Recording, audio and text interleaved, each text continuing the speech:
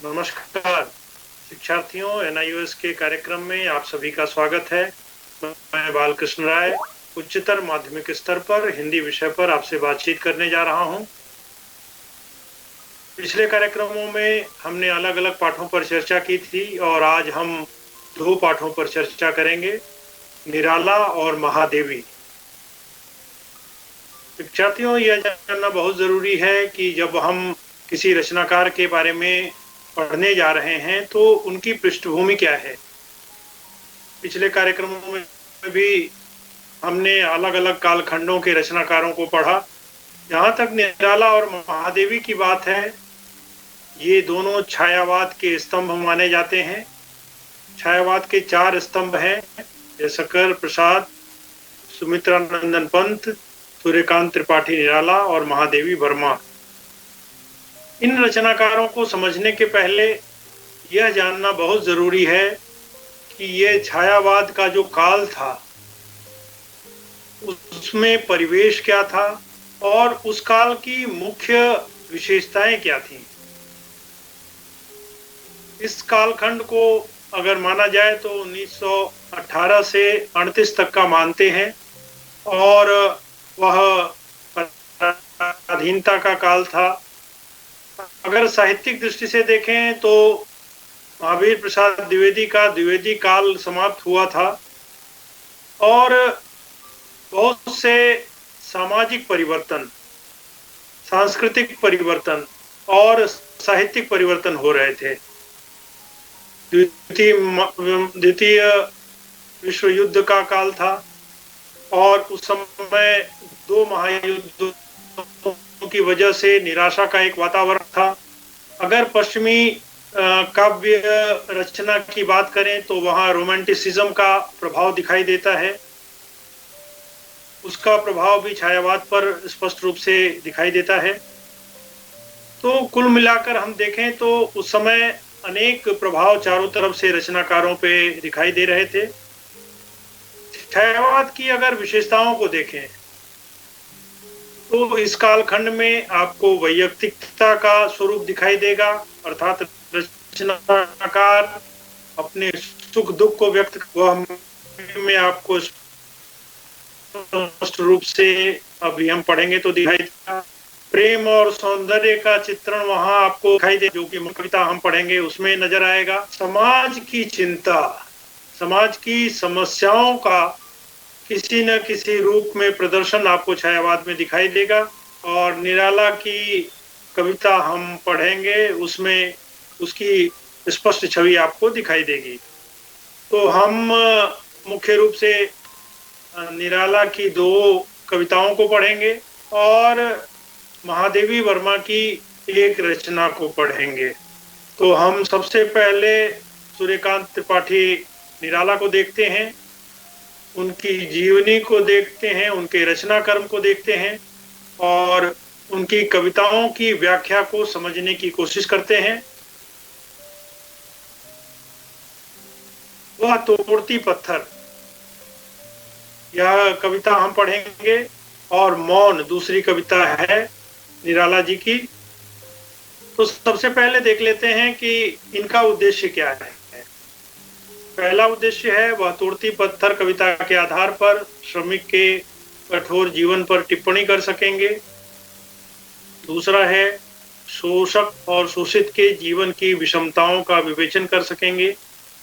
तीसरा समाज के ढांचे में परिवर्तन पर अपनी राय व्यक्त कर सकेंगे। चौथा है मौन कविता के आधार पर अपने प्रिय पात्र के साथ कुछ घड़ी बिताने के आनंद का उल्लेख कर सकेंगे। और पांचवा है कविताओं की भाषा शैली और शिल्प सौंदर्य पर टिप्पणी कर सकेंगे।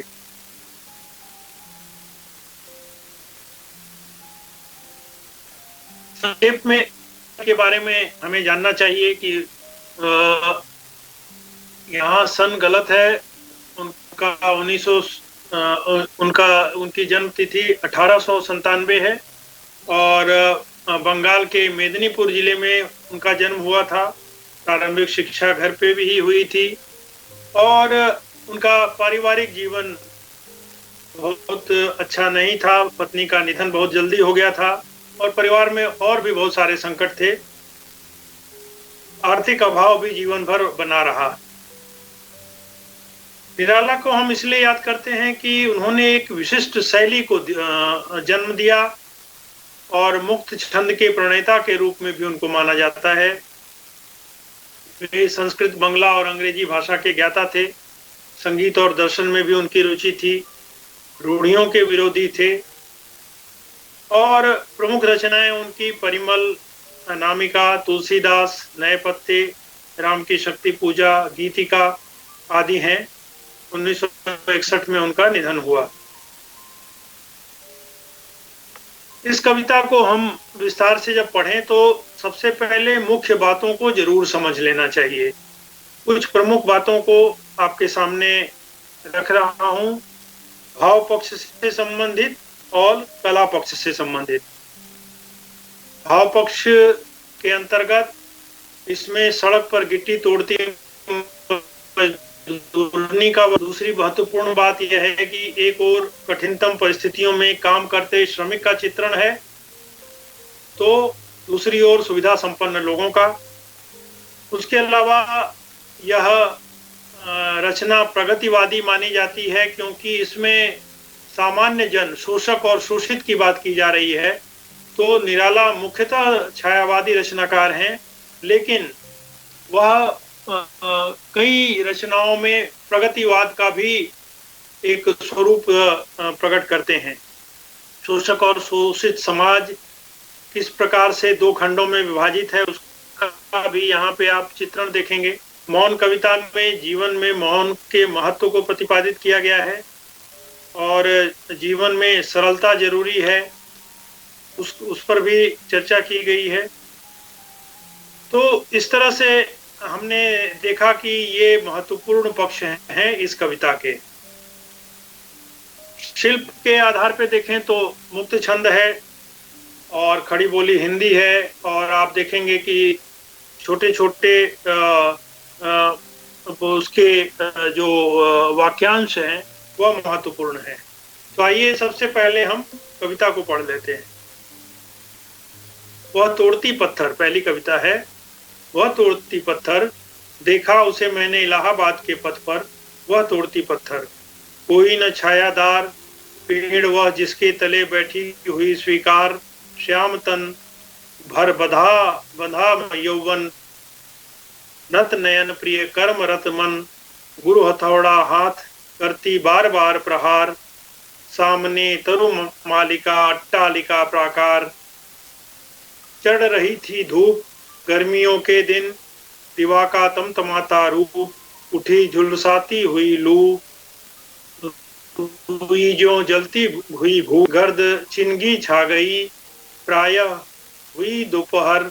वह तोड़ती पत्थर, देखते देखा मुझे तो एक बार। उस भवन की ओर छिन्न तार, देखकर कोई नहीं देखा मुझे उस दृष्टि से जो मार खा रोई नहीं। सजा सहज सितार, सुनी मैंने वह नहीं जो थी सुनी झंकार। एक क्षण के बाद वह कांपी सुघर, ढुलक माथे से गिरे सीकर। लीन होते कर्म में फिर ज्यों कहा, मैं तोड़ पत्थर। अब इसको मैंने 3 अंशों में बांट दिया है ताकि आप आसानी से इसको समझ सकें। एक एक अंश की व्याख्या को हम विस्तार से यहाँ देखेंगे और हम चाहेंगे कि आप महत्वपूर्ण बिंदुओं को नोट करते हुए चलें। तो जो पहला अंश है उसमें एक श्रमिक नारी का रूप आपको दिखाई देता है। ऐसी नारी जो सड़क के किनारे पत्थर तोड़ रही है और कवि ने इलाहाबाद की किसी सड़क पर काम करते हुए किसी महिला को देखा है, उसी का चित्र यहाँ पे दिखाते हैं। और एक और महत्वपूर्ण बात है कि जहां पर वह महिला काम कर रही है वहां कोई छायादार पेड़ नहीं है जो उसे गर्मी की प्रखरता से, गर्मी की तेजी से बचा सके। लेकिन रचनाकार यहाँ कहते हैं कि उसे इस स्थिति से कोई शिकायत नहीं है, वह तो एक तरह से स्वीकार कर चुकी है। जरा सोचिए, वह कठिन परिश्रम कर रही है और परिस्थितियां भी अनुकूल नहीं है। इस तरह का एक दृश्य आपके मन में दिखाई देता है। आपने भी जगह जगह पर मजदूरों को काम करते हुए देखा है। उस दृश्य के साथ इसको जोड़ कर देखें कि रचनाकार किस तरह से एक श्रमिक नारी का चित्रण अपने शब्दों में करता है। कवि की दृष्टि पहले श्रमिक महिला के शारीरिक रूप सौंदर्य की ओर जाती है। उसका रंग सांवला है। वस्तुतः कवि यह कहना चाहते हैं कि धूप में काम करने के कारण उसका रंग सांवला हो गया है।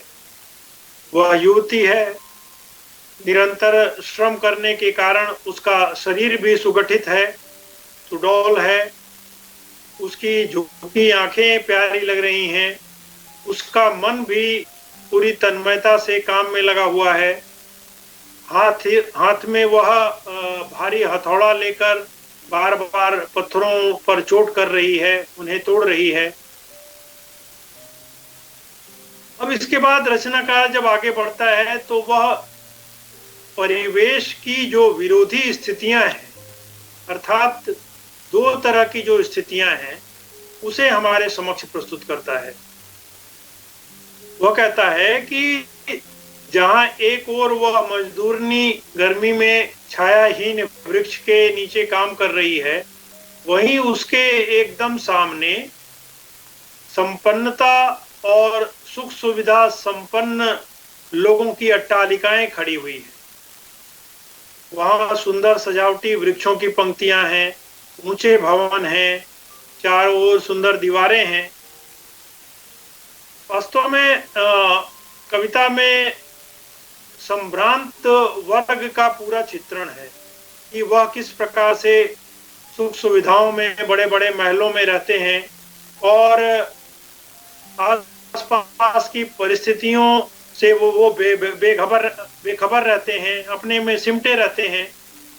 जबकि उन भवनों का जो निर्माण करने वाले लोग होते हैं, वे तपती धूप में कठोर श्रम करते हैं और मौसम की मार को भी सहते हैं। तो इस तरह का एक पूरा दृश्य आप देखिए, दृश्य बिंब पूरा दिखाई दे रहा है कि किस तरह का रचनाकार यहाँ पे चित्र उपस्थित करना चाहता है। यहाँ पे जो विषय वस्तु है, उसका जो चयन किया गया है, वह बड़ा ही मार्मिक है। कोई न छायादार पेड़ जिसके नीचे, जिसके तले बैठी हुई स्वीकार श्याम तन, हर बंधा यौवन, नत नयन प्रिय, कर्मरत मन। अब इस तरह के जो छोटे छोटे वाक्यांश हैं, वह सारगर्भित हैं, वह अपने में एक विशिष्ट अर्थ को छिपाए हुए हैं। और जब प्रारंभ होता है तो रचनाकार कहता है वह तोड़ती पत्थर। अब कोई भी नाम दे सकता था रचनाकार, लेकिन कोई नाम नहीं दिया है उसने, क्योंकि नाम नहीं देकर वह बताना चाहता है कि किसी एक श्रमिक की कहानी नहीं है यह, बल्कि पूरे श्रमिक वर्ग पर यह लागू होता है। किसी भी सड़क के किनारे पत्थर तोड़ने वाली मजदूरनी की कहानी यही होती है कि उसका जीवन कठिनाइयों से भरा होता है, विषम परिस्थितियों में वह काम करती हैं। इसीलिए रचनाकार ने नाम नहीं लिया है। इलाहाबाद जगह का नाम जरूर दिया है ताकि यह घटना सच्ची और प्रामाणिक नजर आए। और आप देखेंगे कि अगले कथन में स्वीकार के प्रयोग पर विशेष जोर दिया है रचनाकार ने कि जहां बैठकर वह काम कर रही है वह छायादार नहीं है, लेकिन उस स्थिति को उसने स्वीकार कर लिया है। इसका मतलब है कि प्रतिकूलता को इन मजदूरों ने अपने जीवन में अपना लिया है और वे कोई विरोध नहीं करते, वह चुपचाप स्वीकार करके उसी परिवेश में काम करते रहते हैं। अगली दो पंक्तियों में जब वो रचनाकार कहते हैं, श्याम तन भरा बधा यौवन, नत नयन प्रिय कर्म रत मन, तो यहाँ पे एक तरह से यह बताने की कोशिश है कि श्रमिक महिला के सौंदर्य में कोई कमी नहीं है और उसकी आंखें झुकी हैं, उसके सौंदर्य से शीलता का प्रदर्शन होता है, स्वभाव का भी प्रदर्शन हो रहा है। और जब रचनाकार कहता है कि गुरु हथौड़ा हाथ करती बार बार प्रहार, सामने तरुमालिका अट्टालिका प्राकार, तो यहाँ आप देखें कि निराला ने परिवेश की विडंबना को व्यक्त किया है। भीषण गर्मी है, उसके बाद पत्थर तोड़ रही है, तो यह दोनों विषम स्थितियां हैं। काम भी कठिन है और बाहर की जो तपन है वह वास्तव में मारक है। तो यह उन लोगों के जीवन की जो वस्तु स्थिति है, एक तरह से रचनाकार उनके शोषण का चित्रण यहाँ पे करता है। इसी तरह से हम आगे बढ़ते हैं, दूसरे अंश को देख लेते हैं। जब रचनाकार कहता है कि चढ़ रही थी धूप गर्मियों के दिन, दिवा का तमतमाता रूप, उठी झुलसाती हुई लू, रुई जो जलती हुई भू, गर्द चिंगी छा गई प्रायः हुई दोपहरी वह तोड़ती पत्थर। अब यहाँ पे देखिए आप कि यहाँ जीवन की कठिन परिस्थितियों का चित्रण है। गर्मी की तपन है ही और दोपहर में वह तपन और बढ़ गई है। अर्थात हम कह सकते हैं कि गर्मी प्रचंड रूप में सामने आ गई है, उसका तमतमाता रूप यहाँ दिखाई दे रहा है। और गर्मी के दिनों में आप जानते हैं कि लू के थपेड़े चलते हैं और मनुष्य को एक तरह से झुलसा देते हैं। तो कवि यहाँ कहता है कि धरती ऐसे तप रही है जैसे रुई अंदर ही अंदर धीरे धीरे सुलग रही हो, चारों ओर धूल का गुबार छा गया है, गर्द का एक एक कण चिंगारी सा लगने लगा है और ऐसे में मजदूरनी सिर नीचा करके पत्थर तोड़ने के काम में लगी हुई है। तो आप समझ सकते हैं कि पूरा दृश्य किस तरह का है।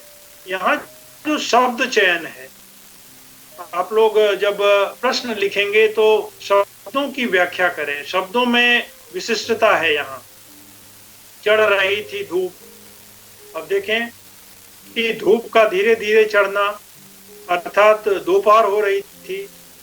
तो यह प्रयोग जो है वह एक तरह से हम कहें कि लाक्षणिक प्रयोग है, मुहावरेदार प्रयोग है।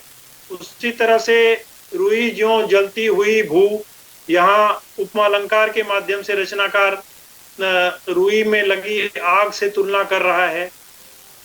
और ऐसी आग है जहाँ लपटें दिखती नहीं हैं। उसी तरह से गर्मी की जो तपन है, उससे जो आग लगी हुई है वह भी उसी तरह से दिखाई तो नहीं दे रही है, लेकिन अंदर से वह बेध रही है। अगर तीसरे अंश को हम देखें तो तीसरे अंश में रचनाकार कहते हैं, देखते देखा मुझे तो एक बार उस भवन की ओर छिन्न तार, देख कर कोई नहीं देखा मुझे उस दृष्टि से जो मार खा रोई नहीं, सजा सहज सितार सुनी मैंने वह नहीं जो थी सुनी झंकार, एक क्षण के बाद वह कांपी सुघर, ढुलक माथे से गिरे सीकर, लीन होते कर्म में फिर ज्यों कहा मैं तोड़ती पत्थर। अब आप यहाँ पे देखें, यहाँ भीषण गर्मी में काम करते हुए जो मजदूरनी है उसका पूरा दृश्य है। अब रचनाकार देखते हैं कि वह काम करने में इतनी निमग्न है कि वह अट्टालिका की ओर भी नहीं देखती और उससे कोई विचलित भी नहीं होती। मतलब जो वहाँ पे एक तरह से सौंदर्य बिखरा पड़ा है, या आप कहें कि भवन की जो सुंदरता है, उसका कोई प्रभाव मजदूरनी पे नहीं पड़ता। वह काम में पूरी तरह से तल्लीन है। और जब रचनाकार कवि मजदूरनी की तरफ देखता है, तो उसके मन में भी कोई भावना नहीं उपजती।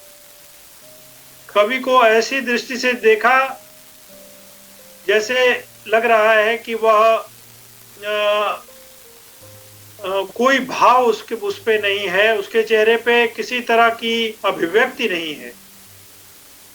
उसके माथे पर पसीने की बूंदें टपक रही हैं, उसके बाद भी वह अपने काम में लग रही है, और ऐसा लगता है कवि को कि वह कह रही है कि वह तोड़ती पत्थर है।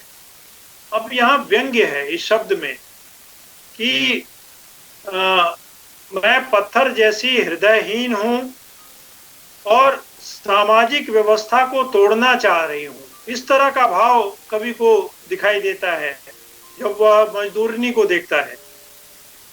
तो यह एक कवि की अलग दृष्टि होती है।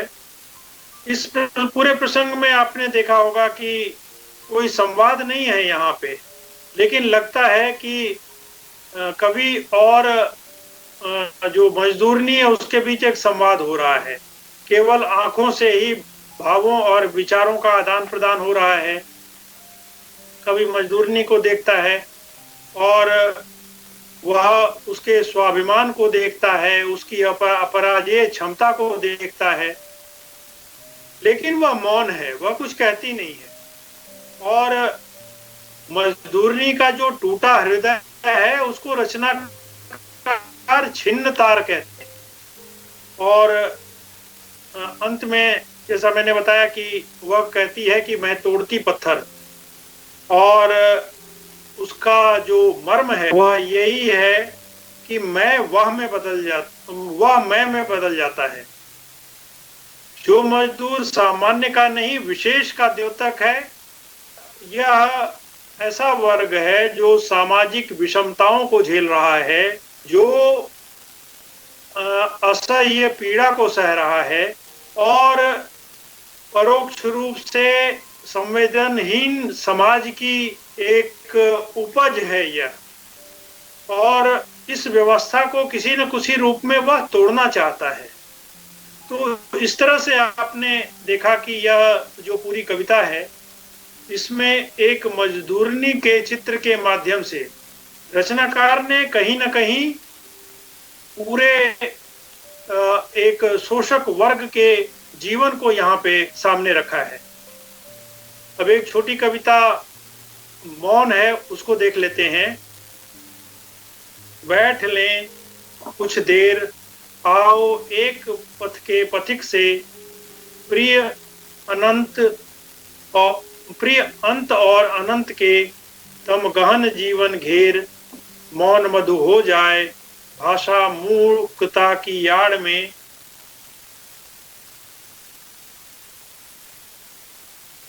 भाषा मूर्खता की आड़ में।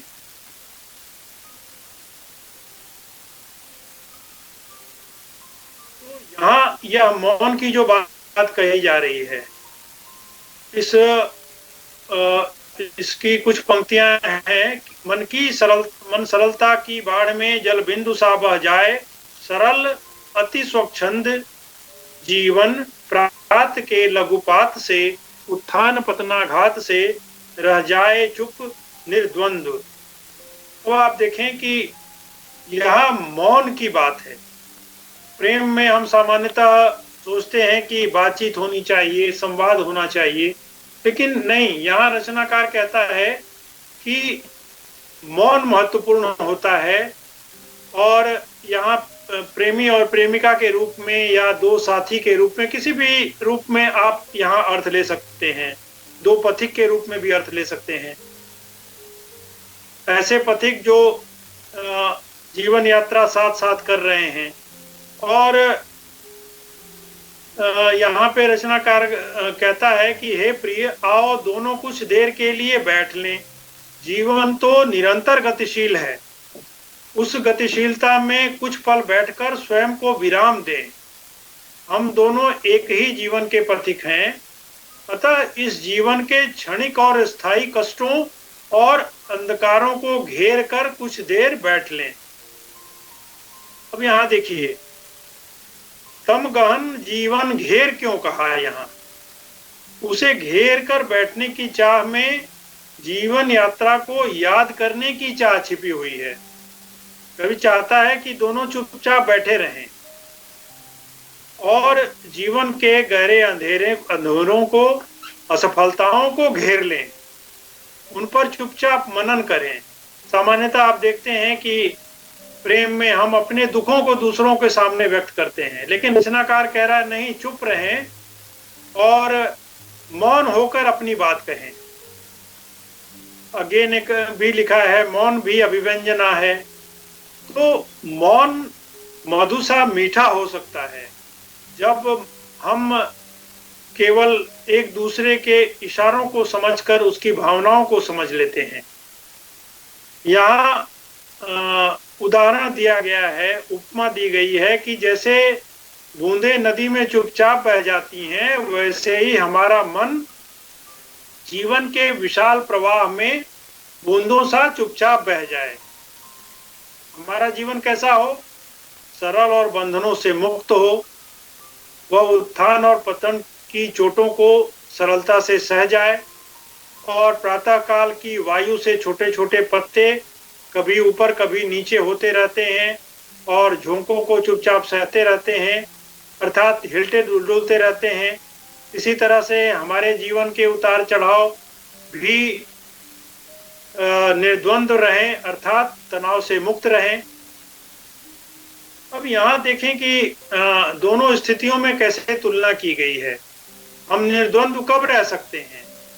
जब सभी तरह के बंधनों से मुक्त हों। तो यहाँ कुछ महत्वपूर्ण भाषा प्रयोगों को हमें देखना चाहिए कि रचनाकार ने कुछ देर इस पर बल दिया है कि जीवन की आपाधापी तो लगी रहती है, उसमें कुछ देर मौन रहना बहुत ही महत्वपूर्ण है। और देखिए, यहाँ औपचारिक रूप से बातचीत नहीं की जा रही है, पूरी तरह से अनौपचारिक है। और शब्द का प्रयोग किया है और मन के मधु हो जाने की बात की है।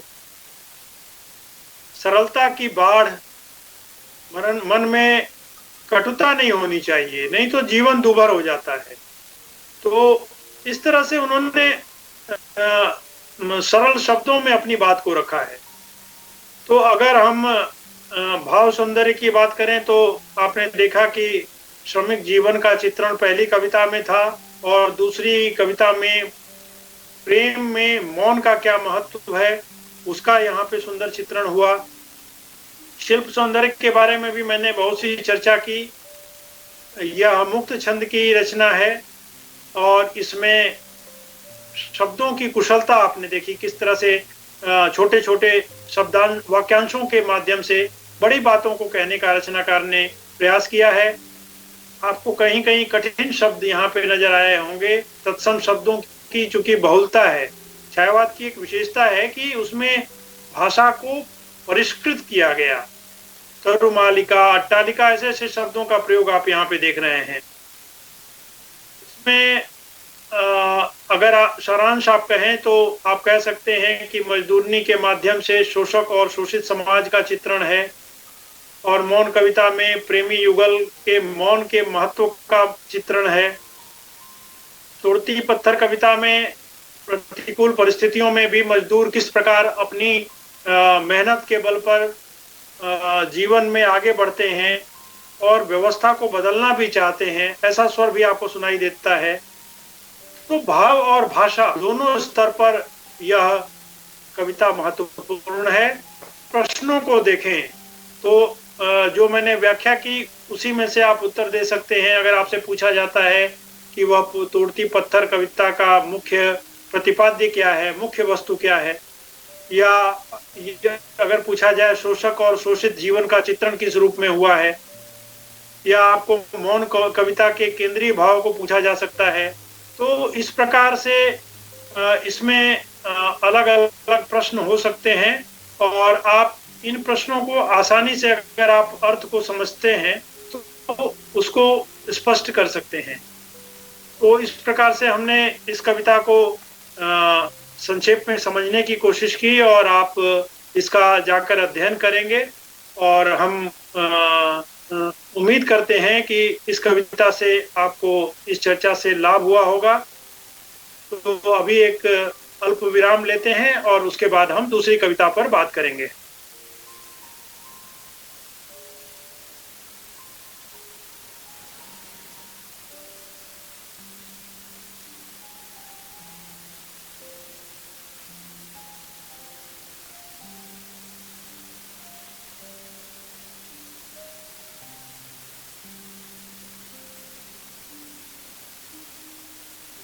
का स्वागत है। ब्रेक के पहले हम लोग निराला के बारे में बातचीत कर रहे थे और अब हम महादेवी वर्मा के बारे में चर्चा करेंगे। जैसा मैंने बताया था कि महादेवी वर्मा भी छायावाद के एक स्तंभ में मानी जाती हैं और महादेवी ने अपने गद्य और पद्य तो इतनी विशिष्ट रचनाएं की कि उन्हें एक सिद्ध हस्त रचनाकार के रूप में माना जाता है। तो हम में देख लेते हैं उनके बारे में।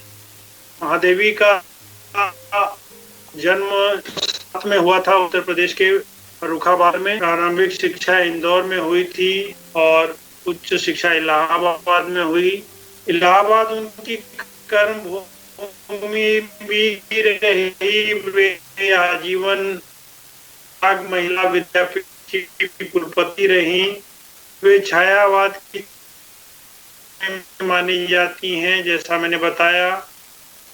और प्रमुख कृतियां अगर सांध्य गीत और दीप शिखा है। गद्य रचनाएं भी बड़ी विशिष्ट हैं उनकी, खास तौर से संस्मरण और रेखा चित्र। उनमें अतीत के चलचित्र, स्मृति की रेखाएं, श्रृंखला की कड़ियां के साहित्यिक सेवा के लिए उन्हें ज्ञानपीठ पुरस्कार, भारतीय सम्मानित किया गया और पद्म भूषण से भी अलंकृत किया गया। उनकी बहुत प्रसिद्ध कविता यह है, थोड़ी कठिन है लेकिन यह जो है एक आदर्श कविता के रूप में, एक विशिष्ट कविता के रूप में जानी जाती है। मैं नीर भरी दुख की बदली, इसको हम समझेंगे। कठिन शब्दों का अर्थ भी मैं बताता चलूंगा तो आप उसे भी नोट करें और इसके मुख्य भाव को समझने की कोशिश करें। मैं नीर भरी दुख की बदली, स्पंदन में चिर निस्पंद बसा, क्रंदन में आहत विश्व हंसा, नैनों में दीपक से जलते, पलकों में निर्झरणी मछली, मेरा पग पग संगीत भरा, श्वासों से स्वप्न पराग झरा, नभ के नव रंग बुनते दुकूल, छाया में मलय बयार पली, मैं क्षितिज भ्रिकुटी पर घिर धूमिल, चिंता का भार बनी अविरल, रज कण पर जल कण हो बरसी, नवजीवन अंकुर बन निकली,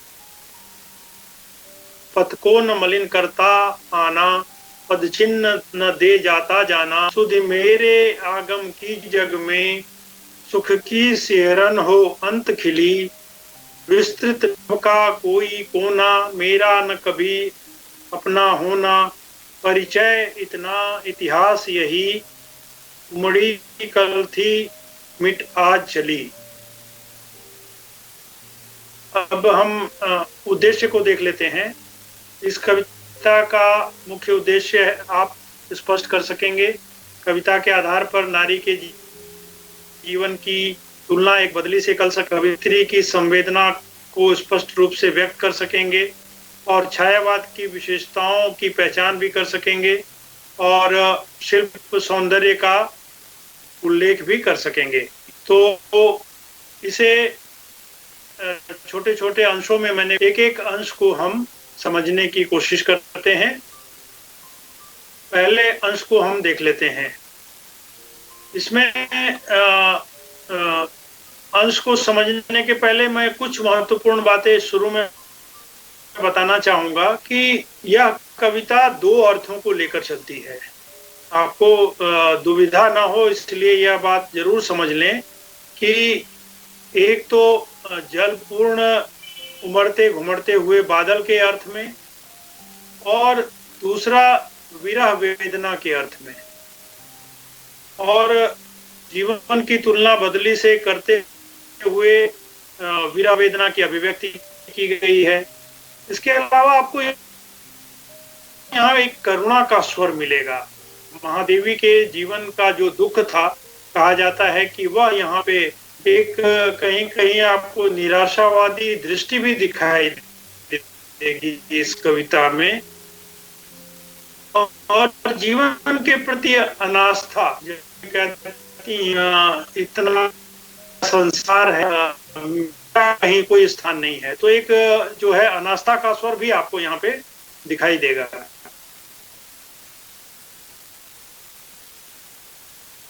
तो नजर आया होगा कि शुद्ध खड़ी बोली तो है, लेकिन इसमें जो है तत्सम शब्दों की प्रधानता है।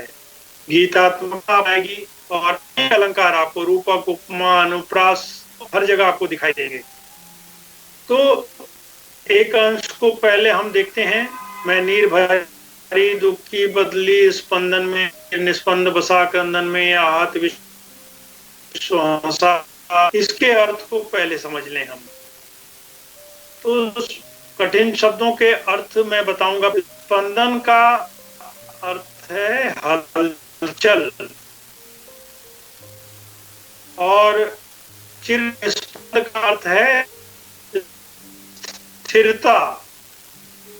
कंदन शब्द है, उसका अर्थ है बादल का शोर या चीख पुकार। शब्द आया है इसमें, उसका अर्थ है पीड़ित। निर्झरणी,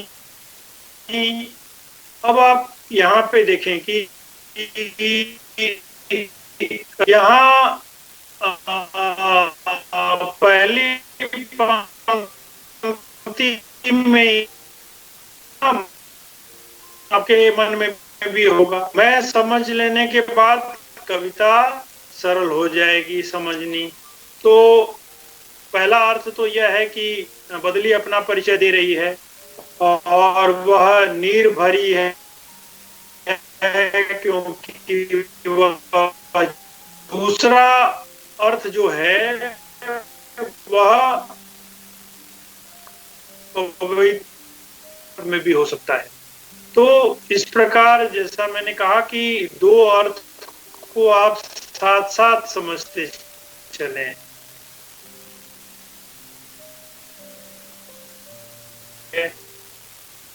और उसकी हर गर्जना के पीछे कोई है जिस पर इस क्रंदन का कोई उस गर्जना पर विश्व प्रसन्न होता है, क्योंकि वह भीषण गर्मी से आहत है, दुखी है। इसलिए बादलों की हलचल प्रसन्न कर जाती है। बादलों में बसी विद्युत की जो कौंध है वह दीपों है। वह आप देखें कि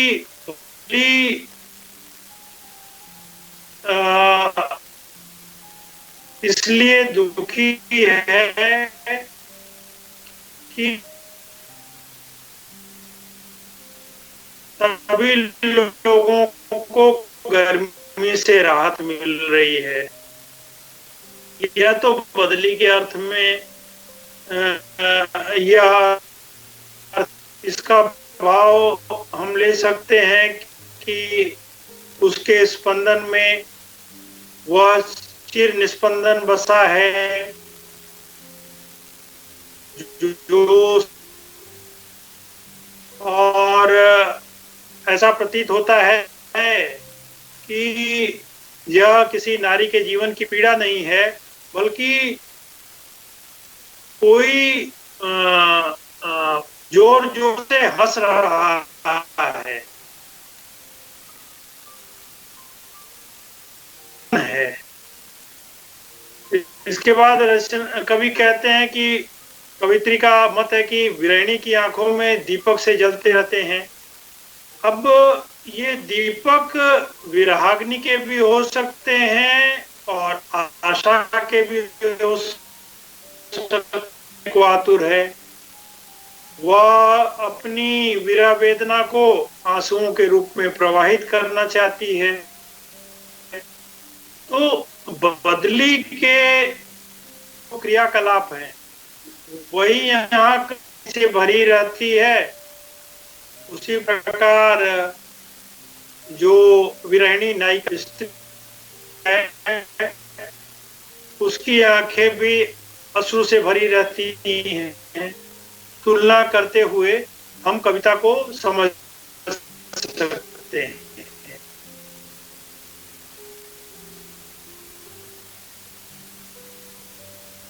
श्वासों से स्वप्न पराग झरा, नभ के नवरंग बुनते दुकूल, छाया में मलय बयार बनी अविरल, रजकण पर जलकण हो बरसी नवजीवन। देखें आप, यहाँ कठिन शब्द है पर अर्थात फूलों के राजकण। दुकूल का अर्थ है वस्त्र, मलय बयार शब्द आया है मल भौहें होता है। धूमिल का अर्थ है धूल के रंग का अर्थात काला। अविरल का अर्थ है निरंतर। रजकण का अर्थ है मिट्टी के कण। तो ये जब शब्दों, अब इसके अर्थ को थोड़ा समझ लेते हैं कि यहाँ नीर भरी बदली है, वह अपनी स्थिति का वह कहती है कि मेरे तो कदम कदम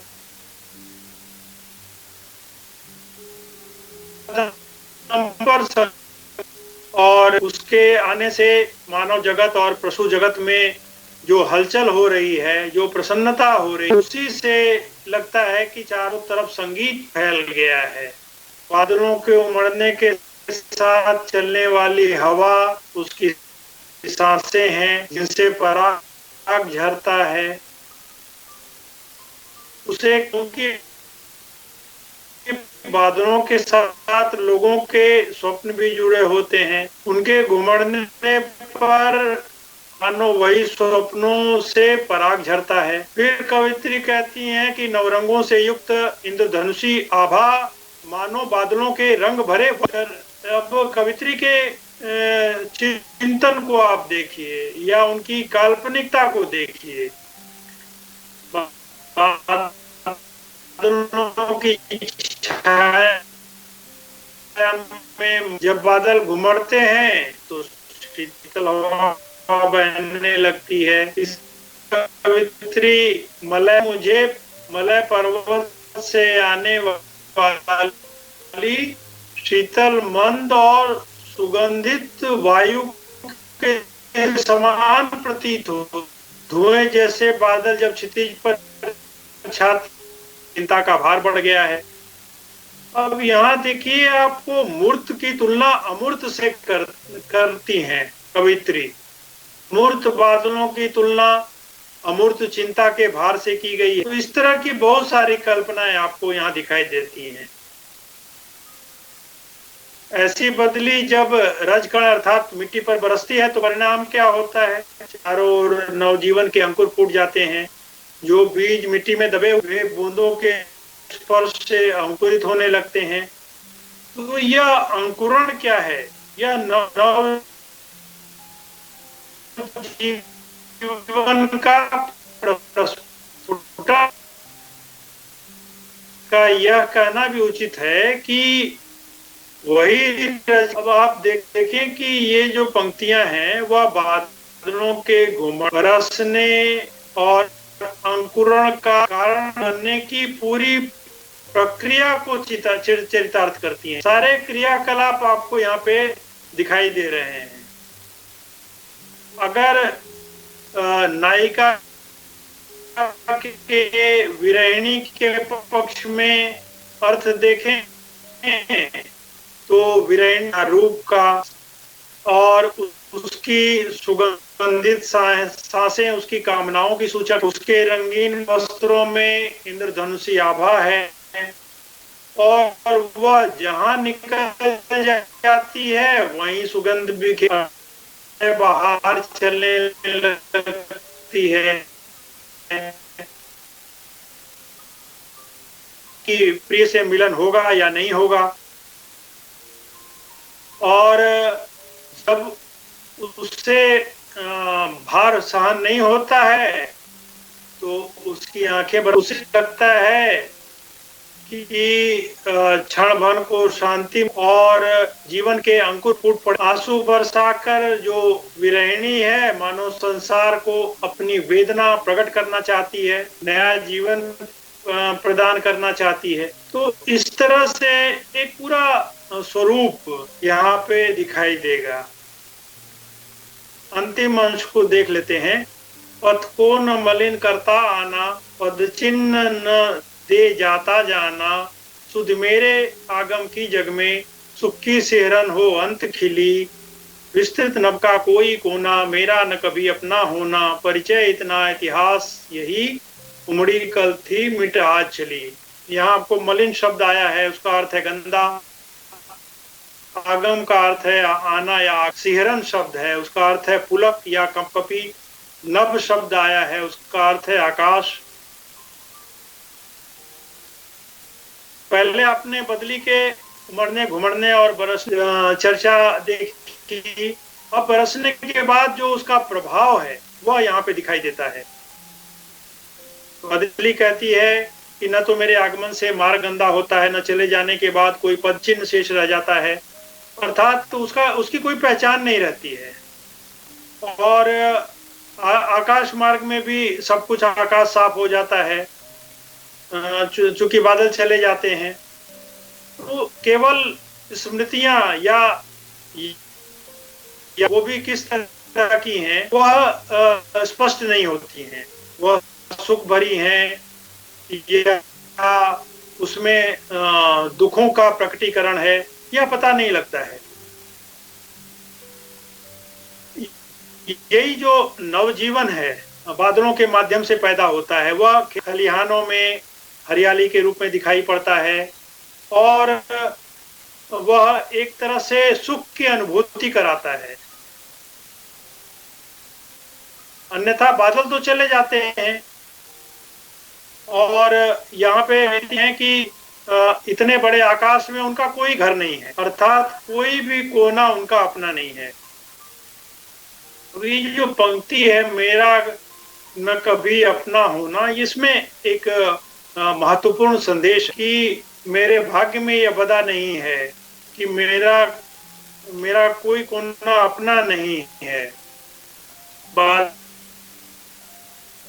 घिरते हैं, घुमड़ते, बाद में वह केवल स्मृतियों में। अगर नायिका के संदर्भ में, विरहिणी के संदर्भ में देखें तो कवित्री मानो कह रही है कि संसार में उसके आने या चले जाने से कोई अंतर नहीं पड़ता, उसका कोई पद चिन्ह शेष नहीं रहता है, केवल स्मृतियां रह जाती हैं। लोग उसकी वेदना को याद करते हैं और पुलकित होते हैं। तो एक तरह से निराशा का भाव आपको यहाँ दिखाई देगा कि इतने विस्तृत संसार में कोई भी कोना उसका अपना नहीं है, उसकी नियति ऐसी है। महादेवी की एक इसी भाव पर आधारित पंक्ति है कि इन ललचाई पलकों पर पहरा जब था बिड़ला का, साम्राज्य मुझे दे डाला उस चितवन ने पीड़ा का। तो एक पीड़ा का स्वर आपको यहाँ दिखाई देगा। मैंने पहले भी कहा था कि छायावादी कवियों में आत्मान या वैयक्तिक अनुभूति प्रकट होती है। तो इस प्रकार से यहाँ आप देख रहे हैं कि महादेवी वर्मा ने अपने जीवन की तुलना बदली से किया है और अपनी विरह वेदना को यहाँ व्यक्त किया है। और महादेवी की करुणा यहाँ दिखाई देती है। कवित्री ने एक तरह से स्वयं की अमरता का भी संकेत किया है।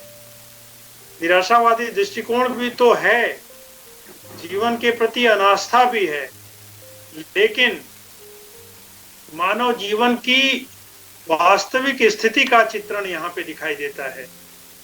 और वो कहना चाहती हैं कि मानव जीवन क्षणिक है, वह चिरस्थायी नहीं है। जो आज है वह कतः मानव जीवन का यही परिचय है और यही इतिहास है कि वह आज है किंतु कल नहीं होगा। अब आप देखिए कि कितना बड़ा संदेश इस कविता में आपको मिलता है। आप भाषा देखते हैं, यहाँ शुद्ध खड़ी बोली है और गीत है, आप गीतात्मकता पूरी कविता में देख रहे हैं। लक्षणा का प्रयोग महादेवी ने बड़े सुंदर ढंग से किया है। जैसे पलकों में निर्झरणी मछली, क्षितिज भ्रिकुटी पर घिर धुआं, रूपक अलंकार आपको पूरी कविता में दिखाई देगा। और जैसा मैंने बताया कि मूर्त की तुलना अमूर्त से और अमूर्त की तुलना मूर्त से भी करती हैं। जैसे मैं नीर भरी दुख की बदली, यहाँ मूर्त की तुलना मूर्त से है। अलंकारों में आपको मानवीकरण अलंकार यहाँ पे स्पष्ट रूप से दिखाई देता है। जैसे श्वासों से स्वप्न परानंदन में आहत विश्व हंसा। तो वैयक्तिक व्यथा और भावनाओं का प्रकृति पर आरोप इस पूरी कविता में आपको दिखाई देगा। इसके अतिरिक्त आप शब्द चयन या नादात्मक सौंदर्य आप इस कविता में देखते हैं। कविता में मधुरता है, एक गेयता आपको दिखाई देगी। और जैसा मैंने बताया कि कठिन शब्द भी आपको यहाँ पे बहुत दिखाई देंगे। तो आप इस कविता को 3-4 बार पढ़ें ताकि आप इसमें आए प्रतीकों को, रूपकों को समझ सकें और बिंब को भी समझ सकें। तो इस तरह से इस कविता का एक चित्र आपके सामने मैंने रखा और उस चित्र से मुख्य बातें क्या निकल कर आती हैं। देखिए, मुख्य बात यह है कि महादेवी का जो रचना कर्म है वह उसमें वैयक्तिक अनुभूतियों का एक व्यापक रूप दिखाई देता है। उसमें प्रेम भी है, विरह भी है, पीड़ा भी है और कहीं न कहीं एक मानव जीवन का संदेश भी आपको दिखाई देता है। क्योंकि बदली के उमड़ने, घिरने, बरसने के माध्यम से कवित्री अपनी मन की वेदना को व्यक्त करती हैं और वैयक्तिक भावनाओं का आरोप प्रकृति के माध्यम से, प्रकृति के व्यापारों से करती हैं। और इसमें आप देखेंगे कि छायावाद की जो विशेषताएं मैंने, उनका पूरा एक स्वरूप आपको यहाँ दिखाई देगा। आपको देखिए, प्रश्न कई तरह के आ सकते हैं। जैसे मैं नीर भरी दुख की बदली कविता का मुख्य कथ्य क्या है। तो अभी आपने देखा कि इसमें एक और बादलों के माध्यम से उसके बरसने, उमड़ने, घुमड़ने का जिक्र है।